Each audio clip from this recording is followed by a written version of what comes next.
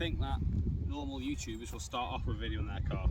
Mine's been gone for 6 months because someone decided to blow the head gasket. It's back now. Look how pretty it was. So, those of you that don't know, it's a Seat Leon Cupra, like a Ford Focus RS or a Renault Megane RS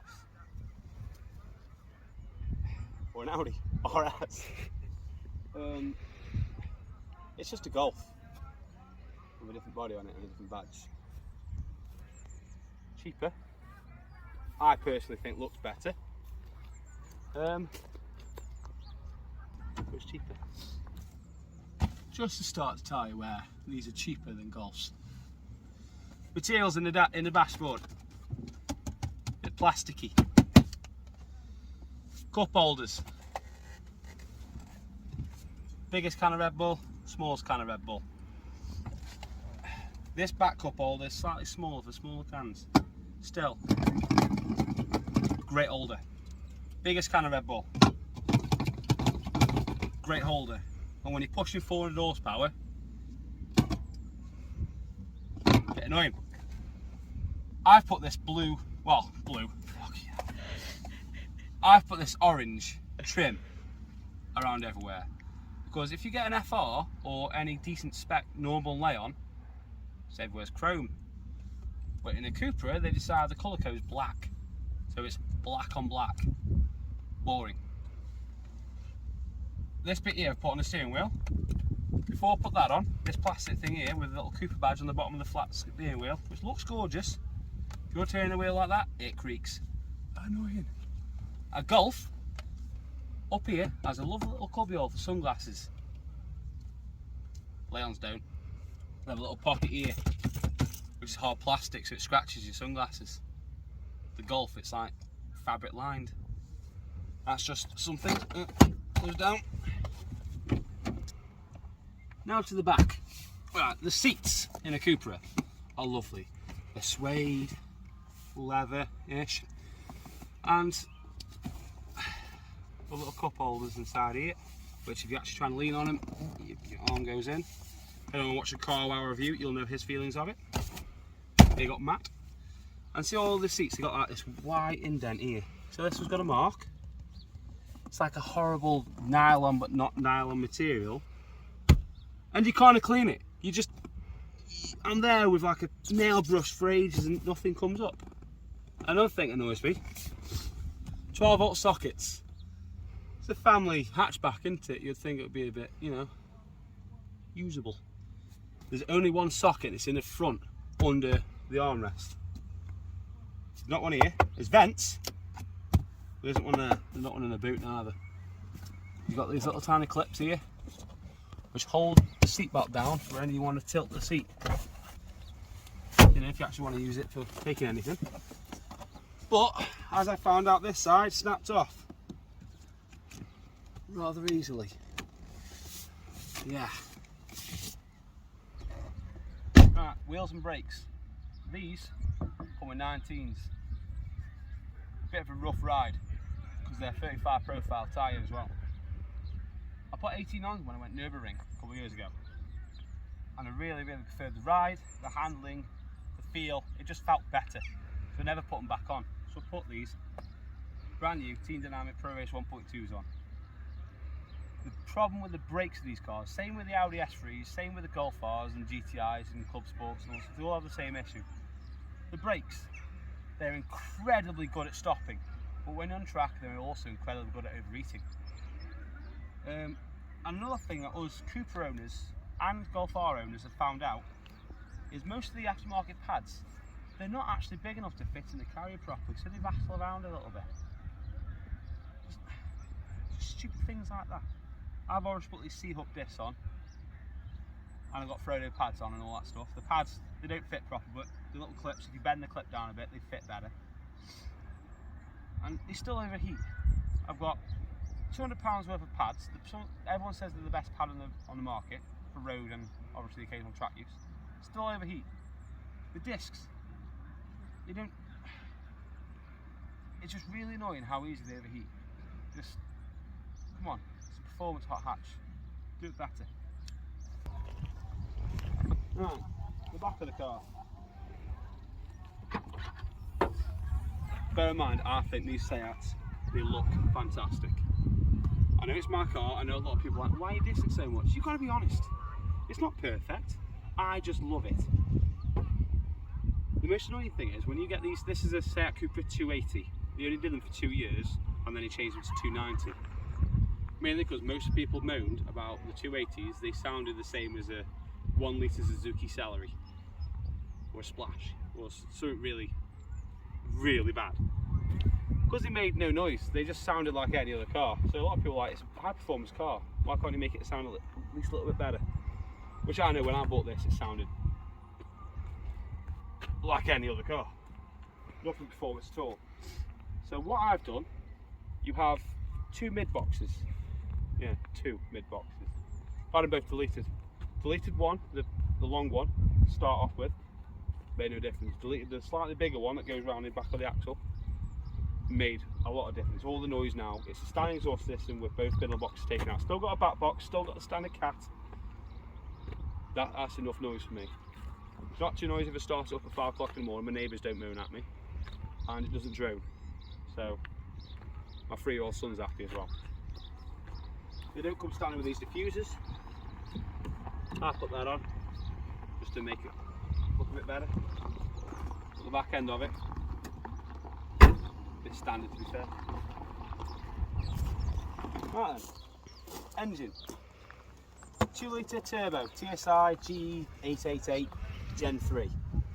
Same as you get in a lot of things. Audi S3, Golf R, Golf GTI, Skoda VRS, and other SUVs and everything. It's the same engine. You take this off, come here, under that Seat badge, the Volkswagen badge. Everyone knows this. And with the cover off, doesn't it look like just a mess? Look at that.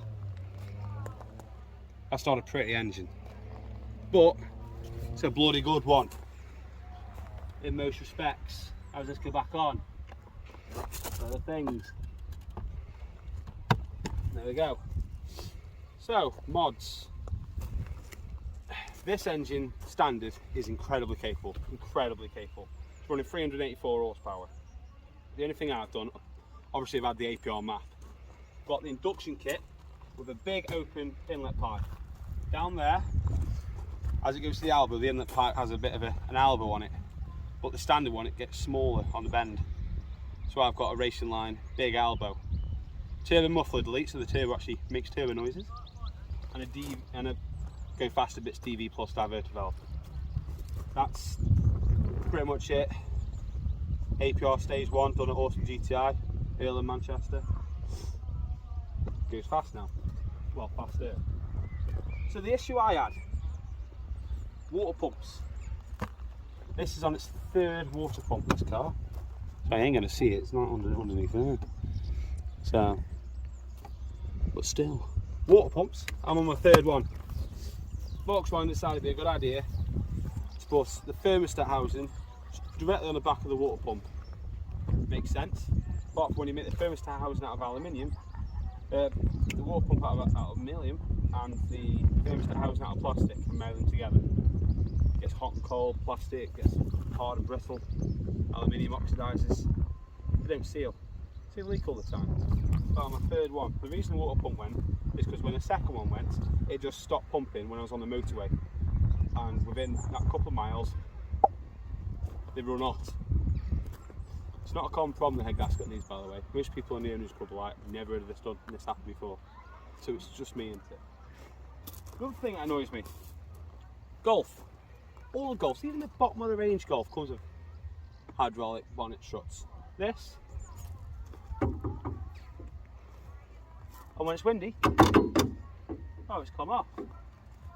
Oh, it's come off because it's windy.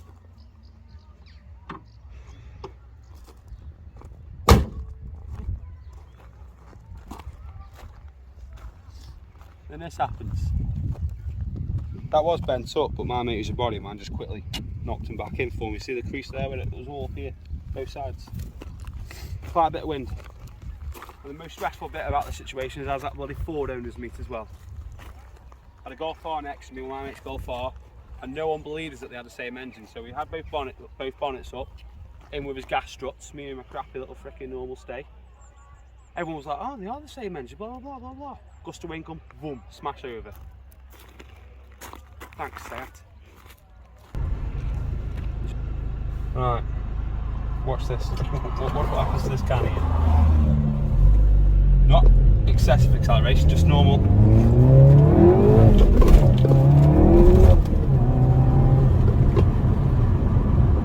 So yeah, great ownership of this car. I do love it, to be fair. It's just what it is.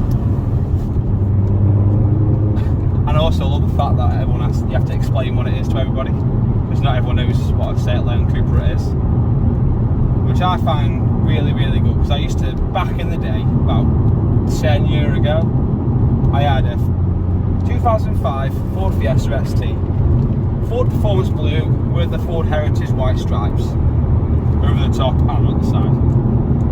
Everyone, you're just driving to work and everyone just wants to race you because of what it looks like. And like the Mark II Cupra before this, it was just great. It just looked like a Leon. If you didn't know what you're looking at, you don't know what it is. Like, I know this got a massive badge on the back saying Cupra, but if you don't know what a Cupra is, it doesn't scream it's fast at you, does it? And the steering is absolutely spot on. Like, the suspension, like right now I'm in Cupra mode, the race mode, and it's stiff. It goes around a corner like it's on rails, but it's not annoyingly stiff. If I put it in comfort mode now, you can instantly feel the suspension get softer, and the steering's got so much lighter. I know most hot hatches have these kind of settings now, but it's just really good. I have to tell you, it's gone soft when I hit a horrible bit of the road. I'll put it back in Cupra mode. I know a lot of people have got standard Cupras, and yeah, I know this has got about 100 horsepower more than standard, but even standard, they are not boring. They are not slow, they're not a slouch, they are an absolute tool. Like, this is 6th gear from 45 mile an hour pull. 80, like that. I just love the car, it's quiet, it's very comfortable. When I was driving Nürburgring, I was thinking, because these like sporty seats, they're 2-piece still, but they're not the full 1-piece buckets that you can get in some of these, like an optional extra. But I was comfortable over there, perfectly comfortable. It's a lovely driving position, the seat's very adjustable, the steering wheel incredibly adjustable. Everything's nice, everything that you touch, by the way, yeah, it's got a bit of plasticky in it and all that kind of, but everything you touch feels good quality. Like everything. Even the door handles are like slightly rubberised, and like the leather on the steering wheel, it's all really, really, really nice. Yeah, this car, I absolutely love it. There's a lot of negatives about it, a lot more positives about it. It's not the showy off car, but that's not what I want in the car. people will hate it, some people will love it, and I love it.